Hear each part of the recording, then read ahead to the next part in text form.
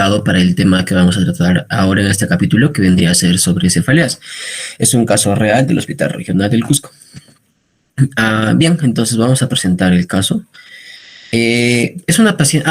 Les quería comentar de que va a ser dinámico, entonces les voy a hacer preguntas, tal vez de manera directa, y espero su participación, cosa que así también lo relacionamos con la parte clínica. Es una paciente femenina de 47 años con iniciales YAL, es traída de emergencia el día 9 de marzo del 2022 por presentar cefalea ucraniana en toda la cabeza opresiva, intensa, náuseas y, entre comillas, pesadez de nuca. Refiere que le duele la cabeza desde hace más de 2 semanas, o sea, el tiempo es 2 semanas, que fue de inicio brusco y que el dolor va en aumento, y este dolor además es de forma progresiva. Y dice de que presenta náuseas, pero no hay vómitos todavía, solamente náuseas. Ese vendría a ser el caso que la paciente llega a emergencias. Con sus antecedentes, dice que antecedentes tiene de asma bronquial. Disculpa la interrupción, no logro ver tu pantalla, no sé si el resto está viendo tu pantalla normalmente. Sí se ve, doctora. Sí se ve. O entonces debe ser algo de mi computadora. Voy a volver a presentar, doctora. ¿Ahora? Ahora sí lo veo perfecto, gracias. Ahora sí, ya, listo, doctora. Ya, entonces, paciente femenina de 47 años, traída de emergencia el 9 de marzo de este año, del 2022, por presentar cefalea ucraniana opresiva, intensa, náuseas y, entre comillas, pesadez de nuca. Le duele la cabeza desde hace más de 2 semanas, o sea, tiene un tiempo de más de 2 semanas de evolución, fue de inicio brusco, de la nada, y que el dolor va en aumento de forma progresiva durante las 2 semanas. Además, presentó náuseas, pero no vómitos. Como antecedentes, lo único relevante que se tomó fue antecedentes de asma bronquial, que tampoco es tanto con la cefalea, no hipertensión arterial, no diabetes mellitus. Y otro dato importante como antecedente es de que la paciente ya vino a emergencia el día 22 de febrero, o sea, ya así como más de 2 semanas, por una cefalea repentina de inicio brusco que lo sintió después de una discusión con su hijo. Entonces ya llegó a emergencias al mismo hospital, ya dijo de que tenía un dolor de cabeza muy intenso que nunca lo había sentido después de una discusión con su hijo. Entonces, el tiempo de enfermedad son aproximadamente 17 días. Es un promedio, 17 días. En este sentido, ¿ustedes en qué pensarían? No sé, tal vez Jair o alguien. Han levantado la mano, perfecto, creo, o no sé. Yulisa, ¿en qué pensarías, por ejemplo? Una cefalea tensional, tal vez. Claro, por el antecedente de la discusión, ¿verdad? Sí, podría ser, pero ha vuelto después de 2 semanas por lo mismo, por una cefalea mucho más intensa, pero asociada a náuseas y vómitos. Entonces, eso haría de que nuestro diagnóstico podría orientarse a otra cosa. Pero ahorita van a participar. Además de eso, en esta segunda visita, ¿no? Ya el 22, acá, estamos acá, el 22, perdón, el 9 de marzo estamos acá. En el examen físico, signos vitales son básicamente normales. Presión arterial dentro del rango normal, frecuencia cardíaca dentro del rango normal, temperatura dentro del rango normal, o sea, no hay una infección de fondo, no hay una hipertensión arterial, sistémica, frecuencia respiratoria normal, saturación normal y peso es 95 kilogramos. La señora sí, o sea, tenía un peso bastante elevado. En la exploración, lo que se le hizo el examen físico al paciente en el momento de emergencia dice que todo está normal, aparato regular estado general, estado de nutrición, hidratación, tórax y pulmones normal, abdomen blando depresible. En neurológico se resalta de que dice sin alteraciones y con Glasgow 15 de 15, o sea, totalmente estable, totalmente normal. Según, viendo esto, viendo los signos vitales, viendo la exploración, y viendo el relato de la enfermedad, ¿qué diagnóstico sindrómico plantearían ustedes? Ahora sí, y tengan en cuenta esto, 2 semanas de enfermedad, ya vino antes, cefalea ucraniana opresiva, inicio brusco, el dolor va en aumento, y además presenta náuseas. Ya está. Entonces, ¿qué diagnóstico sindrómico se plantearía? Sindrómico, solo sindrómico, no etiológico. Jair, ¿tú qué dices? Sí, buenas tardes, chicos, o buenos días. Tony, yo creo que por el antecedente de que presenta las náuseas y que también es progresivo y de inicio brusco, podría ser una migraña. Una migraña, ya, podría ser. Andrés, ¿tú qué dices? Bueno, como diagnóstico sindrómico, creo que se trata de un síndrome de hipertensión endocraniana porque las náuseas y la rigidez de nuca, ¿no? Que usted mencionaba. Y bueno, supongo que no va a encontrar papiledema. En todo caso, bueno, me quedaría con síndrome de hipertensión endocraniana y quizá más en etiológico podría ser hay otro síndrome de hipertensión intracraniana idiopático que es en mujeres obesas, ¿no? Y podría ser también eso. Ah, claro, sí, también se podría orientar por la parte clínica también. También es importante el tiempo de enfermedad. O sea, es bastante importante que la evolución de 2 semanas del dolor de cabeza. Entonces, ustedes han planteado eso y como diagnóstico presuntivo en ese momento, o sea, en el momento de la emergencia, se dio cefalea tensional, interconsulta neurología y obesidad. Solamente se hizo eso. Su terapéutica, o sea, el manejo que se realizó fue antiinflamatorios, diclofenaco más dexametasona intramuscular cada 24 horas por 3 días y orfenadrina para su dolor de cabeza. Nada más. En la mañana y le dijeron, señora, vaya a casa. La señora se fue a casa y aquí tienen las indicaciones, o sea, no estoy mintiendo, acá están las indicaciones. Bien, entonces la señora la mandan a casa, ¿ya? Y después en la tarde va a otro centro de salud. La razón que estaba bastante mal. Entonces, este diagnóstico que se ha planteado, o el diagnóstico con cefalea tensional y todo eso, está orientado a ¿qué? A un examen físico que se realizó en ese momento en el hospital. Entonces, a manera de resumen, simplemente es que el paciente llega a emergencia acá, el 9, mire por favor el cursor, el 9 de marzo, pero ya había venido antes, el 22, igualito, por la misma cefalea intensa. En ese momento, la primera vez fue tensional, que sí se podría pensar, que no reniegue la señora. El 9, ese día de la emergencia que estamos hablando en el contexto, cefalea intensa progresiva, holocraniana, ¿ya? Náuseas y vómitos. Ahora, tiempo de enfermedad, 17 días. Eso de que si presentó vómitos o no o sea, no se precisa, ¿no? Al inicio dice que no, luego dice que sí, así que le puse como náuseas y vómitos. Al examen físico se dice de que tiene pesadez de nuca. En primer lugar, eso existe, no existe pesadez de nuca, es rigidez de nuca. La enfermedad te dice que es de inicio insidioso, de curso progresivo, porque va aumentando y empezó de la nada. Y lo neurológico se puso de que es aquí es sin alteración, perdón, sin alteración y Glasgow 15 de 15. Como diagnóstico se dio cefalea tensional, obesidad e interconsulta neurología. Justamente lo que les estaba comentando. Y, por ejemplo, Andrés dijo otro síndrome, ¿no? Entonces, otra persona, ¿ustedes creen que esto que se planteó en la emergencia fue correcto? Solo prendan su micro y digan si está bien o no, que solo se haya planteado esto.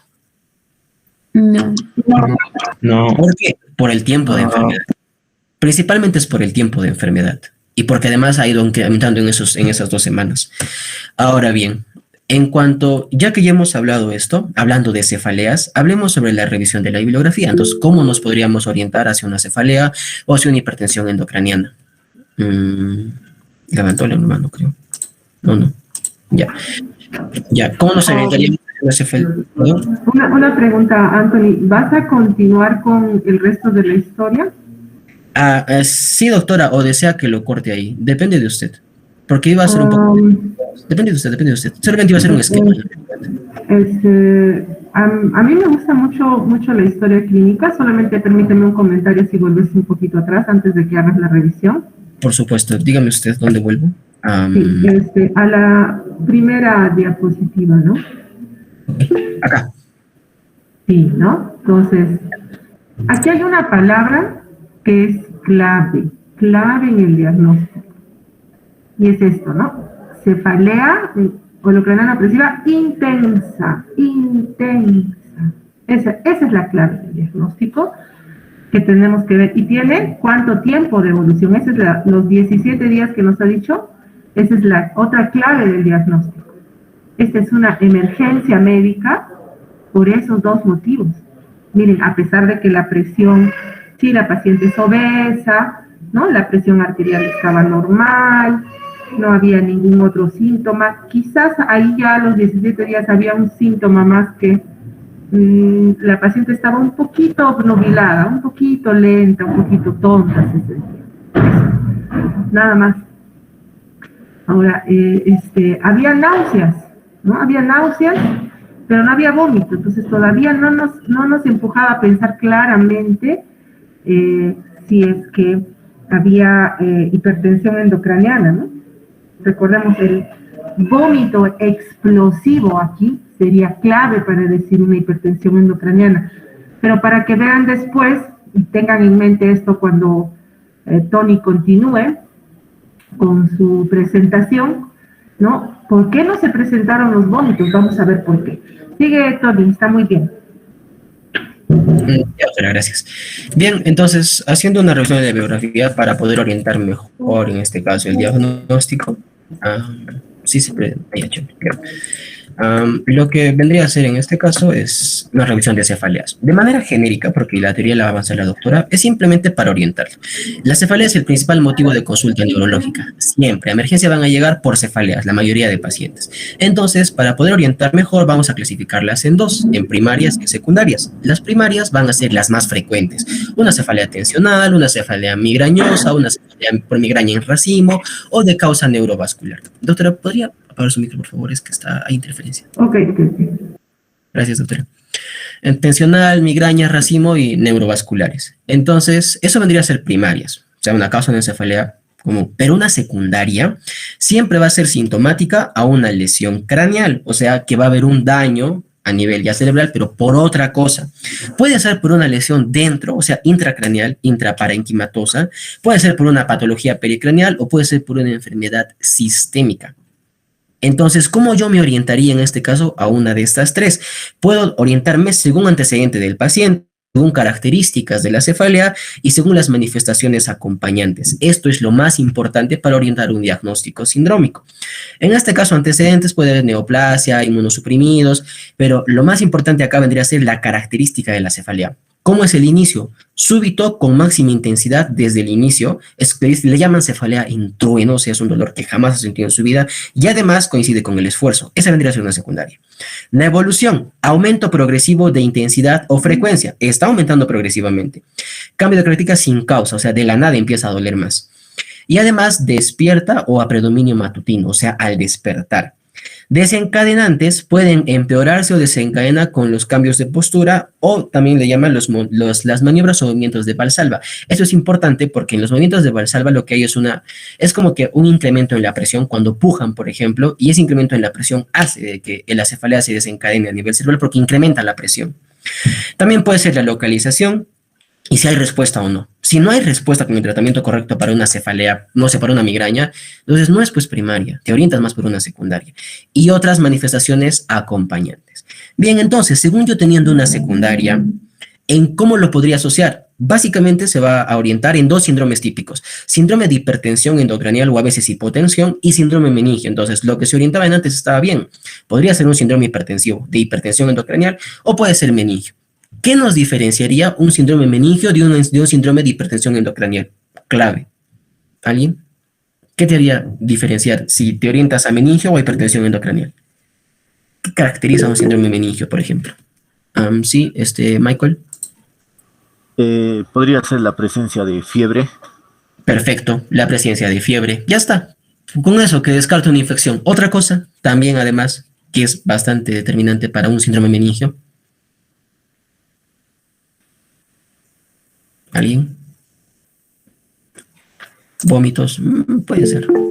Eso, signo de Kernick, puede ser. David, ¿qué dices? David. No, iba a decir lo mismo también. ¿No?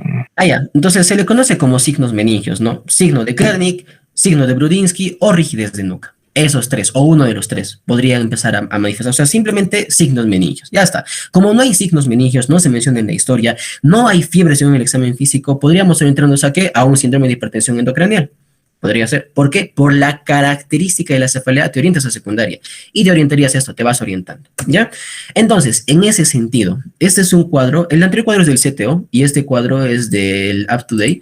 Entonces, este es el cuadro más interesante que he visto, que vendría a ser cómo manejar una cefalea en emergencia, que no haya trauma. O sea, llega un paciente de emergencia, no se ha golpeado la cabeza, no tiene antecedente de trauma frecuente, simplemente es un dolor de cabeza intenso. Entonces, ¿qué es lo que se dice? Ya es manifestaciones de un dolor de cabeza nuevo, repentino o severo, ¿no? Entonces, lo primero que tienes que hacer es si hay una posible exposición a monóxido de carbono, o sea, un incendio. La respuesta es sí, ya se hace un manejo para eso. Si la respuesta es no, entonces hablamos, ¿no? Sobre un severo dolor de cabeza como en trueno. Entonces, te puede orientar a una hemorragia esofagnoidea Si la respuesta es sí, o sea, puede haber un trauma, puede ser una especie de un trauma, de frente le haces una tomografía con contraste.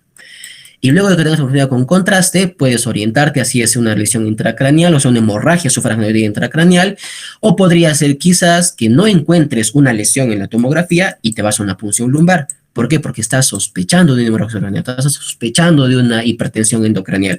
Con la punción lumbar puedes descartar otras patologías que, por ejemplo, o sea, si no hay diagnóstico de punción lumbar, te orientas, ¿no? O sea, vas a tomar una resonancia magnética para ver si hay algún problema vascular, un problema de la pituitaria, o una vasoconstricción, un ACV, etcétera, etcétera, etcétera. O sea, habría que orientarlo. Pero en este caso, no hay trauma, no hay idea de hemorragia suprarrenal, entonces la respuesta es no. Entonces vamos a pensar, ¿esta está cursando con fiebre y signos meningios o simplemente, o es una alta sospecha de meningitis o encefalitis? O sea, si sospechas de meningitis o encefalitis, si la respuesta es sí, entonces, ¿qué tienes que hacer? Evaluar riesgos o evaluar factores para que sea meningitis. O sea, un paciente inmunosuprimido, una historia de que ha estado mal del sistema nervioso central antiguamente, papiledema o nuevas convulsiones, signos focales, alteración de la conciencia. Pero básicamente, ¿qué es lo que nos podría orientar? La fiebre, ¿no? Por ejemplo. Entonces, si la respuesta es sí, se hace una tomografía, pero se empieza tratamiento para una meningitis. ¿Por qué? Porque hay una inflamación cerebral. Se empieza dexametasona para desinflamar. Y tratamiento empírico, ¿para qué? Para la meningitis, porque hay que darle antibiótico. Si la respuesta es no, o sea, aún así no me da, entonces me voy a otra cosa. Puedo hacer una punción lumbar, igual doy dexametasona para desinflamar y ya, pues le empiezo un hemograma también, ¿no? Pero ¿qué es lo que nos importa? No hay signos meningios, no hay fiebre, entonces tu respuesta es no. Entonces hay una baja sospecha de hemorragia suprarrenal, hay una baja sospecha de meningitis. Entonces, ¿qué es lo que, pero presenta alguna de estas cosas? ¿Presenta convulsiones nuestra paciente? No. ¿Presenta papiledema? Tampoco. Hay nuevas anormalidades neurológicas, la cefalea es intensa. Acá, severa elevación de la presión arterial, no hay. Pero te dice que es predominantemente en la mañana o nocturno la cefalea. Entonces, la señora indicó también después ya de que su dolor incrementaba cuando se despertaba. Me he despertado, doctora, y me duele mucho la cabeza. Mucho, mucho, mucho, muy intenso. Además, esta incrementaba con la maniobra de Valsalva. No se le preguntó ni siquiera en la emergencia si la señora le dolía cuando pujaba, le dolía cuando se paraba, nada. O cuando tosía, ¿no? Y además es una nueva hipertensión. Es un nuevo dolor de cabeza, es New Headache, en pacientes mayores a 40 años. Nuestra paciente tenía 47 años. Si la respuesta es sí, si la respuesta es sí, ¿a qué nos orientamos? ¿Qué tendríamos que hacer? ¿Tomografía o resonancia magnética de preferencia? ¿Para qué? Para poder descartar otros diagnósticos como principalmente tumores de células gigantes o artritis de células gigantes. Una hipertensión idiopática intracraneal que también estaba correcto. Entonces, ¿qué tendríamos que hacer en este caso? Ya, o sea, viendo el esquema con la paciente. O sea, llega a tu emergencia, ves todos esos síntomas, lo orientas según tu algoritmo, ¿qué le pedirías? ¿Cuál sería tu manejo? ¿Qué le vendrías de cajón para poder descartar, no? Resonancia magnética. Resonancia magnética, ya no tienes, tomografía, al toque, ya está, tomografía, si no ya resonancia, listo, se le pide. Entonces, eso es lo que se debería hacer en teoría con un paciente con este tipo de cefalea. Bien, ahora, a manera de terminar lo que es la parte teórica, hipertensión endocraniana. Acuérdense, vamos a pedir resonancia. Ya, entonces, una hipertensión endocraniana se manifiesta con un componente dinámico, empeorando la cefalea según la postura, o sea, según si se para o no. Ahora, el exceso de presión intracraneal se va a manifestar con una mayor cefalea en decúbito, o sea, cuando se para, cuando se levanta, ¿no? Al despertar, doctora, me duele mucho cuando me estoy despertando. Puede ser. Además, es típico una hipertensión de lesiones ocupantes de espacio, o sea, en el parénquima o de trombosis de seno. Entonces, existe una fisiopatología para poder hablar de hipertensión endocraniana y es básicamente que en el cerebro o en la corteza vamos a tener, o en el sistema nervioso vamos a tener tres componentes.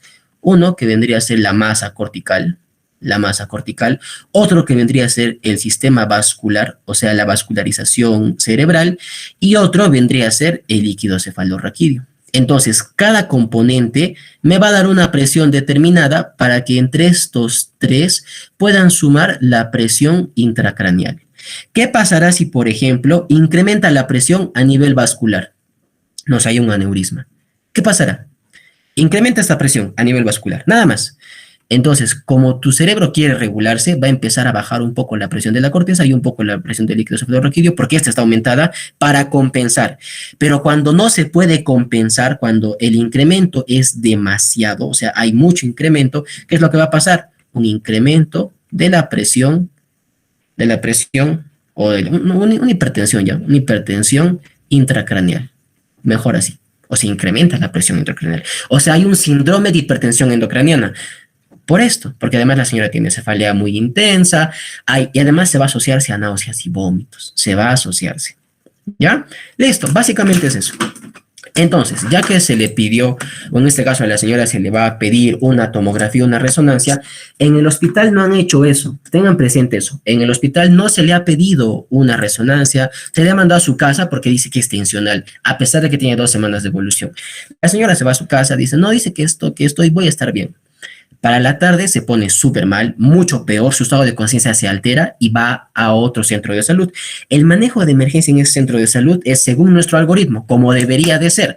Va a otro centro de salud, una análisis adecuada y la paciente igualito, no 3 semanas de cada cefalea intensa con vómitos, se pone en el reporte que es enviada a casa con diagnóstico de cefalea tensional. En el examen físico se le ve desorientada, se le ven náuseas, no hay rigidez de nuca, no hay déficit motor. Entonces, el diagnóstico, una hipertensión endocranial severa.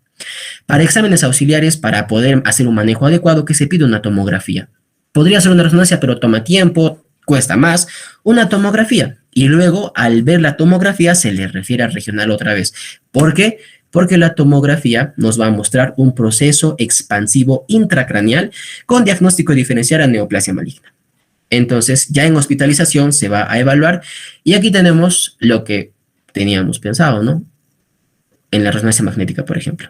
¿Qué vendría a ser esto? ¿Qué podría ser? ¿Qué es eso? ¿Una hemorragia? ¿Un absceso? ¿Un tumor? ¿Cómo lo ven? ¿Alguien? ¿Qué? Hola. Es un tumor. Es un tumor y es un tumor gigante. Es un tumor gigante. Entonces, este tumor está causando la hipertensión endocranial y ese síndrome hipertensivo endocranial está causando la cefalea intensa de inicio súbito y repentino. ¿Alguien tiene alguna pregunta? ¿Algo que quieran acotar? Doctora, quizás usted.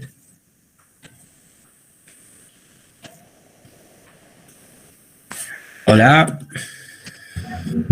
Tumor. Ahí así estaba escribiendo. ¿Algo que quieran acotar? Doctora, quizás usted quiera acotar algo. Creo que la otra no está escuchando. Sí, a ver, sí, ¿no? Lo que aquí, nuevamente volviendo a lo que hablábamos al inicio, ¿no? Es, en realidad el diagnóstico estaba en la anamnesis, nada más, en la anamnesis, ¿no? Primero que era una cefalea intensa. Miren eso, ¿eh? Nada más, solamente eso, cefalea intensa. Me duele, doctora, nunca me ha dolido así, nunca en mi vida he tenido un dolor de este tipo, ¿no? El peor dolor de mi vida, solo la descripción semiológica, por ahí se agregaron las náuseas, luego los vómitos, porque sí hubo vómito, y después la paciente ya estaba obnubilada, un tanto desorientada, ¿no? Y entonces, miren, eso ya nos está apuntando a que hay lesión, que hay una estructura lesionada. Para la tomografía, bueno, esta es una resonancia bastante sorprendente, ¿no? Bastante evidente, sorprendente. O sea, esto no tiene, pues, 2 semanas de evolución, ¿no? Tiene más tiempo. ¿Y qué nos pasó? Nos pasó que al inicio, en esta paciente, no le dimos importancia a eso. No le dimos importancia. Y miren, es solo la descripción, incluso los signos vitales no nos apuntaban a nada en especial. En la hipertensión endocraniana es frecuente que tengamos hipertensión arterial asociada, o a veces signos de focalización, ¿no? Que en esta paciente no había, en ningún momento hubo signos de focalización hasta que pasaron los días incluso, ¿no? Después ya, ahorita está en Lima la paciente, ¿no? Intentándose, ya aparecen algunos signos muy discretos, unos signos motores, ¿no? Y quizás aquí podríamos encontrar incluso signos visuales, ¿no? De repente hay una afectación del campo visual, si ustedes miran en la primera figura, ¿no? La corona radiada, las radiaciones ópticas deben de estar afectadas, ¿no?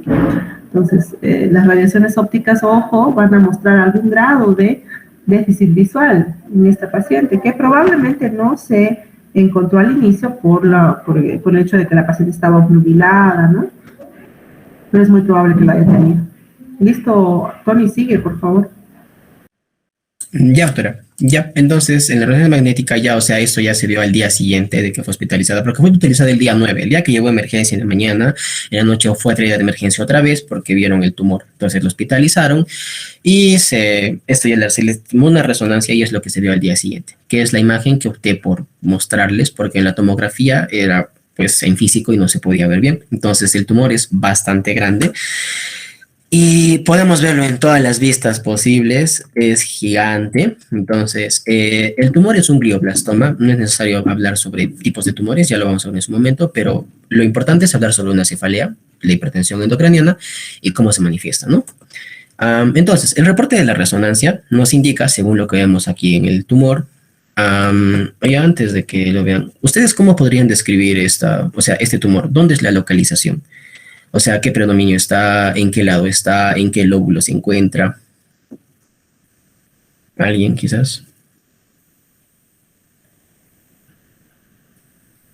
Permíteme hacerlo, ¿ya?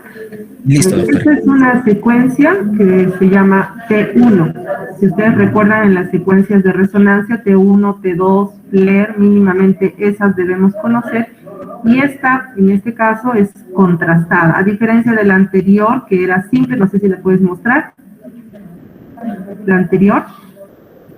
Ya, aquí, en la primera imagen donde está el puntero, ustedes están viendo que no está sin contraste porque ustedes ven los bordes, no hay captación de contraste. Entonces pasamos a la siguiente, y ahí vemos los bordes que captan contraste en forma irregular, no es fino, ¿no? Es irregular.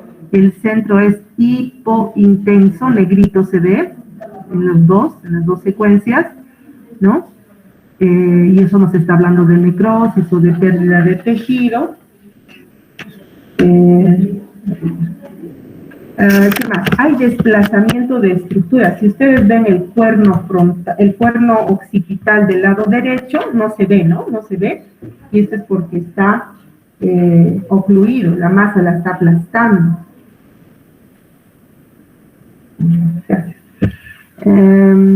Ahora, los surcos, las fisuras alrededor de la lesión están un tanto borradas. Si ustedes comparan el lado derecho con el lado izquierdo, en el lado izquierdo ustedes están viendo surcos profundos, ¿no? Esto nos está hablando de que ya hay desplazamiento de estructuras. No sé si tienes la tomografía por ahí, porque en la tomografía también se veía edema vasogénico, que es un edema, se ve hipodenso en la tomografía, que afecta sustancia blanca predominantemente. Sí, doctora, no le tomé la tomografía, es que no podía No te tenerla. preocupes, está muy bien. Entonces, ¿a qué hago referencia con esto? ¿Parece difícil? No es difícil, es simplemente describir cómo está la lesión, las características de la lesión, ¿no? La captación de contraste que ustedes están viendo alrededor de la lesión, eso se llama hiperseñal, se ve blanco, ¿no?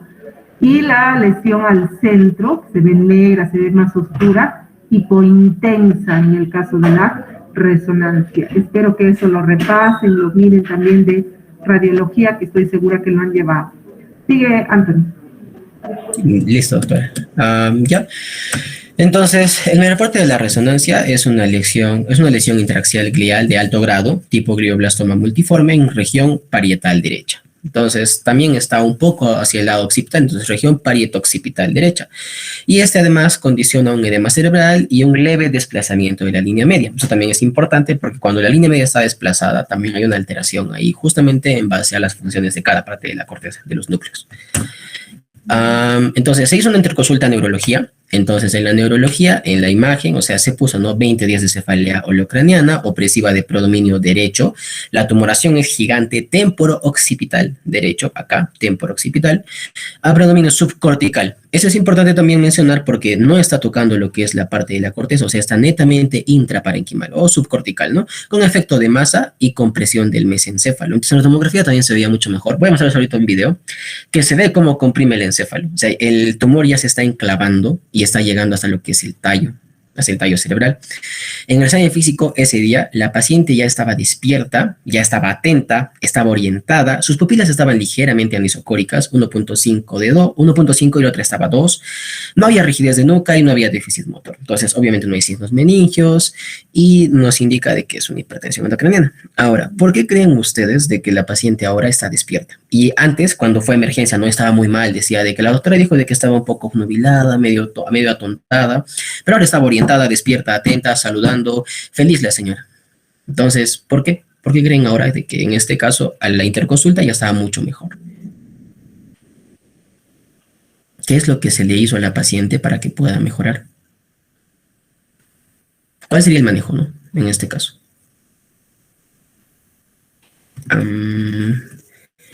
No sé, Jair, ¿tú qué dices? O otra persona, si no ya. No sé, Nori, ¿tú qué piensas? ¿Qué dirías? Analgésicos puede ser, pero no le haría mucho, porque el analgésico le calmaría el dolor, pero aún así por la hipertensión endocraniana le seguiría doliendo. El antiinflamatorio, para bajar la inflamación cerebral, pero hay otra cosa más que se le da para bajar la hipertensión endocraniana. Manitol. Manitol. Creo que levantó la mano, creo que ya lo dije. Diuréticos, sí, el manitol. Entonces se le da manitol para bajar en este caso la presión intracraneal y de ese modo la señora va a estar como si nada, porque ya, pero es un tratamiento obviamente momentáneo, no sintomático, por así decirlo. Entonces, además de eso ya, o sea, ese día de hospitalización se le hace hemograma completo, lo cual te muestra una elevación de los leucocitos de 12.38, que no es tan relevante. Bien, entonces, glóbulos rojos están normal, su hematocrito está normal, plaquetas también están en algo normal, todo está normal. En la glucosa uricreatinina, su glucosa estaba 119. O sea, también es importante para hablar de que la señora está haciendo prediabetes justamente porque era obesa. O sea, tenía 95 kilos y obesidad grado 2 o grado 3. Todos los demás rangos estaban dentro del rango normal. En cuanto a gas y electrolitos, este es importante. ¿Por qué? Porque va a haber una pequeña alteración del pH, va a haber una pequeña alcalosis, y en este caso la orientación, ¿no? Para hablar de una alcalosis o de un trastorno metabólico vendría a ser regular los electrolitos. Sodio y potasio están normal, pero la señora está haciendo una ligera hipocalcemia, pero no es tan relevante. Entonces, al final su AGA estaba estable. El problema simplemente era ese dolor de cabeza tan intenso. En el examen de orina se vio leucocitos de 2 a 4, y eso es importante porque a mí me llamó la atención de que haya leucocitos, pero dice de que es, o sea, a veces también la muestra se contamina y puede haber, también hay bacterias, se contamina, pero no es un rango muy elevado, ¿no? Mayor a 5 por campo podría ser. El EKG salió normal, no había alteración, no había algún infarto, no había señal de nada. Y lo que nos importaría después vendría a ser el reporte de la tomografía. Entonces, ¿por qué? Se le pidió a la señora una tomografía de tórax y de abdomen. En el tórax se vio atelectasia residual basal derecha y en el abdomen esteatosis hepática difusa. ¿Por qué se le pidió eso? Porque en la evolución clínica de la paciente, ya, o sea, ya, aquí está el diagnóstico, pero en la evolución clínica que se le hizo, en lo subjetivo la señora decía que tenía cefalea intermitente de alta intensidad, incrementando al despertar. Ese es importante, como les decía, es una secundaria.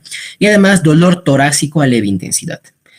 En el examen objetivo, examen físico, neurológico está despierta, está orientada en tiempo y espacio, no hay signos meningios, no hay signos de focalización, pupilas isométricas, fotorreactivas, ya estaba mejorando.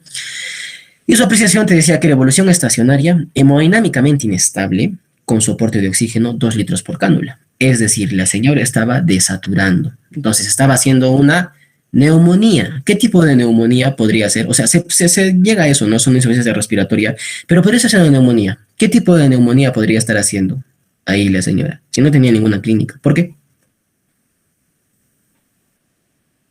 ¿Qué tipo de neumonía sería?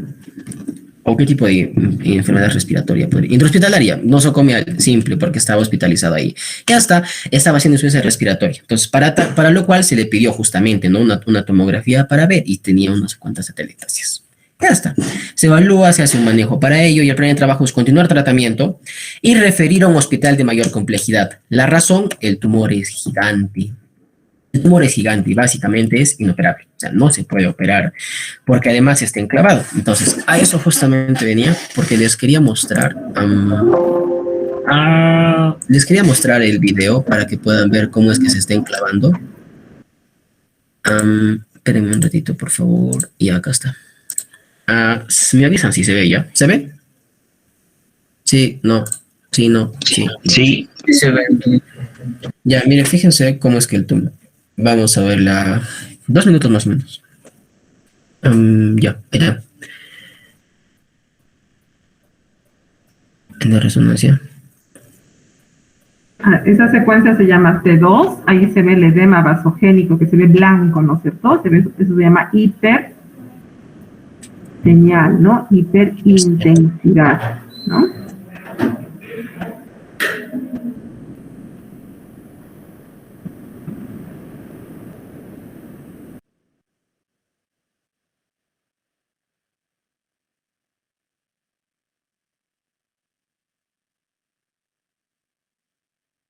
Esa es otra vista también para poder ver la operación. Está en el La lado. desviación de la línea media. ¿Sí? Y el aplastamiento que está viendo a nivel del mesencéfalo también, ¿no? Acá ahí se puede ver. Clarito. Y aquí se va a empezar a enclavar. Por acá más o menos se aprecia por el mesencéfalo. Orientarse anatómicamente, ¿no? Por acá. Y ya. Creo que por eso tal vez también se veía muy bien. Pero ya básicamente es eso, ¿no? Que se está enclavando el tumor. Entonces es inoperable, no hay tratamiento acá, entonces se tendría que, en este caso, hacer una referencia, ¿no? Al hospital de Instituto de Neoplasias en Lima, un hospital de mayor complejidad para que se pueda hacer un manejo adecuado.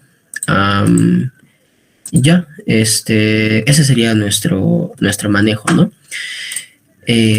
Permítanme.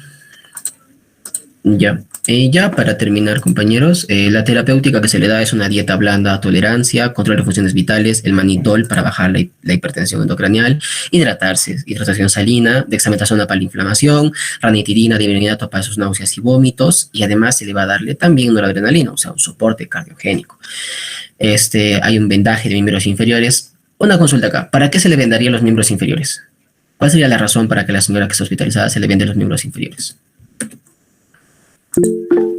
Andrés. Como es una paciente mujer obesa, puede ser trombosis venosa profunda. ¿Y Ya cómo está. está hospitalizado? Simple, listo, trombosis venosa, y hay que prevenir eso, ¿no? Y también se le da tramadol para el dolor. Entonces, paracetamol no le va a hacer nada porque el dolor es muy intenso, entonces un tramadol que ya, y es condicional obviamente al dolor. Nada más. Entonces, en base a todo lo que hemos visto, ahora sí, ¿qué conclusiones sacaríamos del caso, no? Ya para terminar, ¿qué conclusiones sacaríamos? No sé si pueden participar y quería ponerlo junto con ustedes esto. Es una manera de aplicarlo, ¿no? Conclusiones. Doctora, o si no, usted pregunte y no sé, ¿le parece la manera de... Gracias, sí. Hay varias cosas que muy bien, Gina. Una historia clínica detallada es muy importante. Yo les diría, la clave del diagnóstico está en la anamnesis, la clave, ¿ya? Eso es lo importante. Y un detalle que vamos a verlo en un momentito, o si nos alcanza tiempo, es que la descripción de la paciente es muy importante, ¿no? La descripción, lo que nos dice la paciente. No hay una escala, hay muchas escalas de dolor, pero no hay una escala que sea fidedigna o un marcador biológico, o como hacemos a veces en el examen de sangre, ¿no? O sea, decimos, hay leucocitosis y entonces esto es una infección. No tenemos ninguna prueba en el caso del dolor más que lo que nos diga el paciente. Y peor aún en pacientes, por ejemplo, niños pequeñitos o ancianos, A veces es la expresión, ¿no? Lo que nosotros veamos en el rostro, la expresión de dolor. Saber reconocer esto, acostumbrarnos a reconocer la expresión del dolor del paciente. Eso, lamentablemente no hay máquina que nos diga, que nos dé una valoración, ¿no? Nuestra valoración clínica. Del 1 al 10, ¿cuánto le duele comparándole con el dolor más fuerte que haya tenido antes? Esa es una buena forma de preguntar, José. Muy bien. Otra cosa que sería muy importante de señalar es que hay que desmenuzar los signos y síntomas, ¿no? ¿Por qué le doldría? ¿Por qué no es una cefalea tensional? Porque es muy poco el tiempo. ¿Por qué tenía náuseas? ¿Qué cosa me puede explicar náuseas? Si a esta paciente le hicieron su examen de sangre, de orina. ¿Por qué tenía náuseas? ¿Eran solo náuseas? Ahora, ¿por qué estaba obnubilada? ¿Por qué estaba como tonta? ¿Por qué? Si no tenía nada en su hemograma que nos explique, en su trastorno, no había trastorno metabólico importante, ¿no? Entonces, yo me quedaría de todos estas conclusiones que está poniendo Anthony, es en la anamnesis, la importancia de la anamnesis, más que cualquier otro examen, ¿no? Ya cuando le hicimos resonancia, tomografía, ya pues bien, ¿no? Pero la anamnesis aquí ha sido lo importante, la clave del diagnóstico. ¿De acuerdo? Muy bien. Sí, vamos a pasar a desarrollar el capítulo, si me permites, Anthony, o no tienes ningún comentario más. No, listo, doctor, eso sería todo. Bueno, te felicito mientras voy presentando mi pantalla. Gracias, doctora. Felicito, muy bien, muy bien. El objetivo era hacer ese diagnóstico finísimo que ha hecho, ¿no? Es decir, cefalea secundaria. Ese era el objetivo de la revisión. Se ha extendido un poquito, pero le he dejado extenderse a Anthony porque era importante. Bueno, el capítulo es cefaleas, pero vamos a darle una pinceladita a qué cosa es el dolor, ¿ya? Y el dolor, lo habían revisado ustedes en semiología, resulta ser una experiencia. Miren eso, experiencia. O sea, yo he sufrido antes de algo, he vivido un episodio de dolor, me cayó una piedra, me patearon, qué sé yo, he sufrido. Es una experiencia, ¿ya? Es una experiencia sensorial, obviamente, me patearon y sentí la patada en la espalda, ¿no? Las estructuras sensoriales, sensitivas, pues fueron estimuladas, ¿no? Pero miren esto, además de sensorial es emocional, ¿no? Sensorial y emocional, o sea, depende también, está directamente relacionada con mi estado emocional, ¿no? Es diferente este golpe o esta patada en un deprimido, en un ansioso, en un paciente con esquizofrenia, ¿no? En un paciente con problemas psiquiátricos, es diferente, ¿no? Entonces, esta experiencia es desagradable, ¿ya? Es una experiencia sensorial y emocional, aquí está además este I, desagradable. Asociada con, o aparentemente asociada a un daño real o potencial de los tejidos. Cuidado con eso, ¿no? O sea, puede haber daño, claro, en la patada, recibió la patada en la columna esta señora, ¿no? Y tenemos un daño real, ¿no? Produjo inflamación, estimulación de las estructuras, qué sé yo, se fracturó, ¿no? O de repente no vimos el daño, pero sí podría haber un daño potencial si es que las estructuras estuvieran afectadas. Por ejemplo, cuando hay una hernia discal, de repente las estructuras asociadas no están necesariamente con un proceso inflamatorio, pero el nervio empezó a comprometerse y tenemos potencialmente un daño que va a ocurrir en esa zona. Tiene un significado biológico. La persona que no siente, hay algunas enfermedades genéticas muy raras en las que los individuos nacen sin la capacidad de percibir el dolor y resulta que esto es incompatible con la vida, ¿ya? Entonces, el dolor es esencial para nuestra supervivencia. Su control, o sea, su tratamiento, mejoren, miren, la calidad de vida, la nutrición, la movilidad, el estado de ánimo. Entonces, tanto así que la algología, ¿no? Es una especialidad dentro de la medicina. Muchos anestesiólogos se dedican a la algología, el manejo es bastante interesante, y con los años y la experiencia de dolor de las personas, con la expectativa de vida cada vez mayor, esta es una especialidad muy interesante para los que quieran desarrollar, ¿no?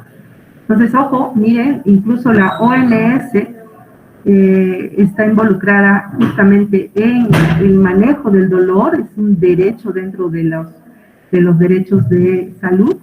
El manejo del dolor es uno de los más importantes. Ya. Y manejar el dolor vamos a ver siempre, doctores, siempre, siempre. Esto no es del especialista, ¿ya? El manejo del dolor, miren, causa gastos increíbles, 2.8% del PBI en países industrializados, ¿no? Es un costo muy alto solamente para manejar el dolor como patología, por lo tanto es un problema de salud pública, ¿ya? Puede ser incapacitante y puede limitar la productividad del individuo, ¿no? Entonces es muy importante que aprendamos su manejo. Claves. Miren esto, vamos a leerlo. Siempre es una experiencia personal, o sea, mi historia, ¿no? Mi historia va a ser diferente, mi historia de dolor es distinta, ¿no? Para cada persona, lo que haya vivido en el transcurso de su historia, pues va a hacer que esta experiencia sensorial sea distinta, ¿ya? Y puede ser influenciada, obviamente, por factores biológicos, psicológicos e incluso sociales, ¿ya? Es diferente de nocicepción, ¿ya? Que nos habla de la actividad de las neuronas sensoriales.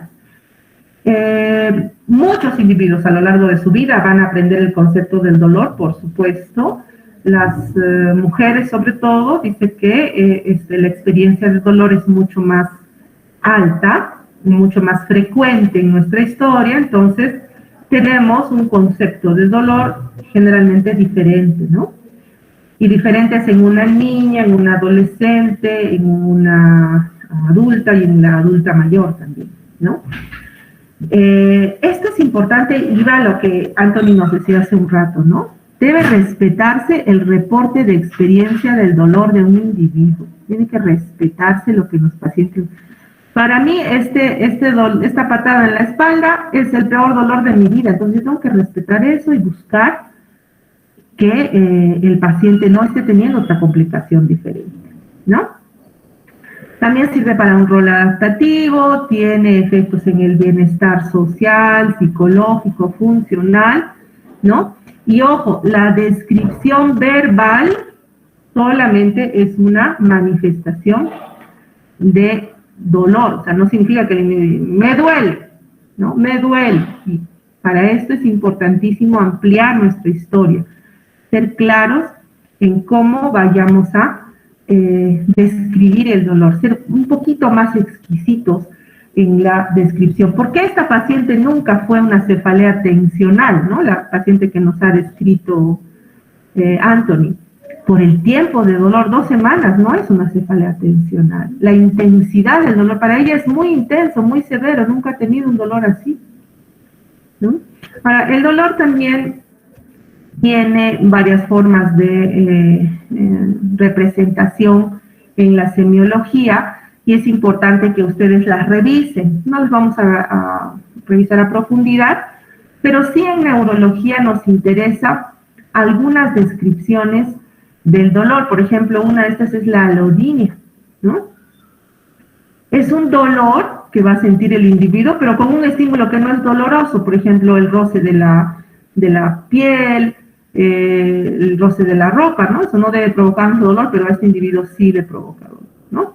¿Qué cosa es analgesia? ¿Qué cosa es causalgia? Causalgia es un síndrome generalmente que nos va a orientar más a un dolor neuropático. Generalmente es un dolor urente, o sea, que quema, un dolor que se siente como electricidad en algunas veces, ¿no? El dolor es exacerbado muy fácilmente por cualquier estímulo, puede haber alodinia, hiperpatía, y nos habla del compromiso de nervio, ¿ya? Puede haber asociado disfunción vasomotora, sudomotora, cambios tróficos, ¿no? O el síndrome regional complejo que vamos a ver después. ¿Qué cosa es disestesia? ¿No? Una sensación anormal, también dolorosa, desagradable, que a veces puede ser provocada por un estímulo muy sencillo. Hiperalgesia, cuando sentimos muy fácilmente el dolor, ¿no? La percepción de dolor con un estímulo muy ligero, que normalmente no va a provocar dolor. Hiperestesia, cuidado con esto, sensibilidad incrementada, ¿no? Hiperpatía también está relacionado con el dolor neuropático, y es un dolor que va a ser ocasionado ya porque el estímulo doloroso se repite muchas veces, ¿no? Y hay incremento del umbral para el dolor. Entonces, estas descripciones semiológicas, estas descripciones que estoy segura que las han visto en semiología, tenemos que conocerlas en el momento de describir el dolor, ¿no? A esta paciente en ningún momento nos hablaron, por ejemplo, de que si había dolor a la palpación, ¿no? Y debió haber seguramente dolor a la palpación epicraneal. La clasificación en general, esto, ojo, varía para cada patología, pero la clasificación del dolor en cuanto a su duración, en promedio hablamos de un dolor agudo que va más o menos en las semanas, el mes, a lo mucho, ¿no? Y ya se considera crónico cuando suele ser mayor a 3 meses. Ojo, esto es variable, ¿no? Vamos a ver en algunos tipos de migrañas que el tiempo es diferente, ¿no? La intensidad, la descripción de si fuera leve, moderado o severo, o utilizar una escala, la EVA, ¿no? Escala visual análoga.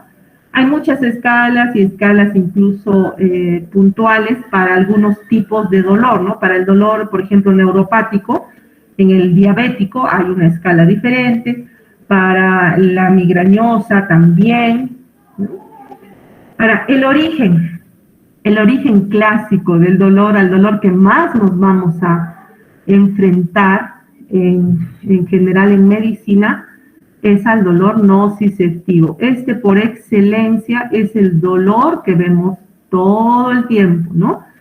Un traumatismo, un proceso infeccioso de alguna estructura en el cuerpo, pues nos habla de un estímulo hacia los receptores, hacia las vías que llevan información sensitiva, y ahí estamos hablando del dolor nociceptivo clásico, ¿no? En el traumatizado, en la faringitis, en los procesos infecciosos en general, es el dolor que más vamos a ver. Y entendiendo esto, entendiendo de que se trata de un proceso en el que van a afectarse o estimularse los receptores de dolor, el tratamiento va a ir orientado a eso, ¿ya? A diferencia del otro tipo de dolor, que es el neuropático. En el dolor neuropático no vamos a tener la nocicepción, el receptor sensitivo, ¿no? No va a estar afectado, sino que va a estar afectado las vías que llevan información de dolor.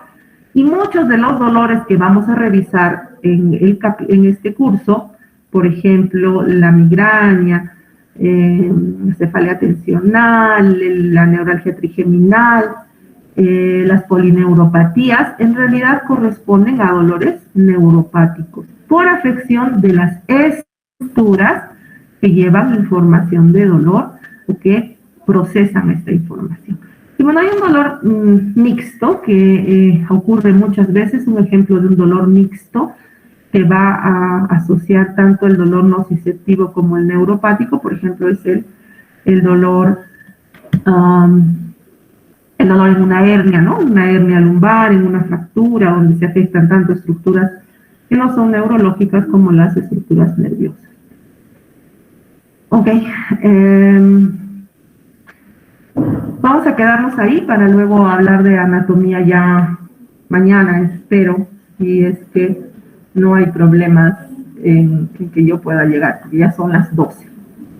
¿Alguna pregunta hasta este punto solamente de conceptos? Doctora, Sí, John. Te escucho, John. no, doctora, soy Edgar. Edgar. Ya, Edgar, dime. John. Doctora, habló antes de la última diapositiva, habló acerca de que al momento de la anamnesis tenemos que ver si el paciente está con alguna hiperpatía, por ejemplo. Claro. Bueno, leí, doctora, que la hiperpatía es una lesión propia del tálamo. No sé a qué se refiere con... Ya, a ver, no es lesión, es es lo que ahora se llama sensibilización central, ¿no?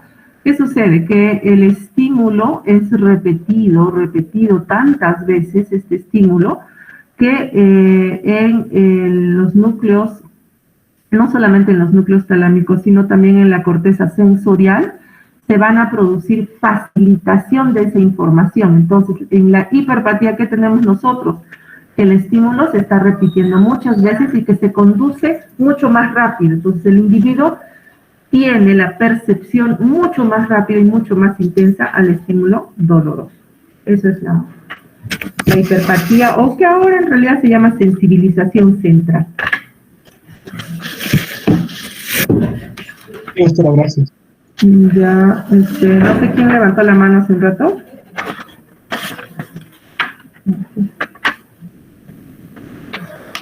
Ok, no me acuerdo. Ok, ahí nos quedamos y nos encontramos mañana, chicos. Está bien, doctora, muchas gracias. Muchas gracias. Chao, chao. Gracias, doctora. No se salgan, por favor, más listo.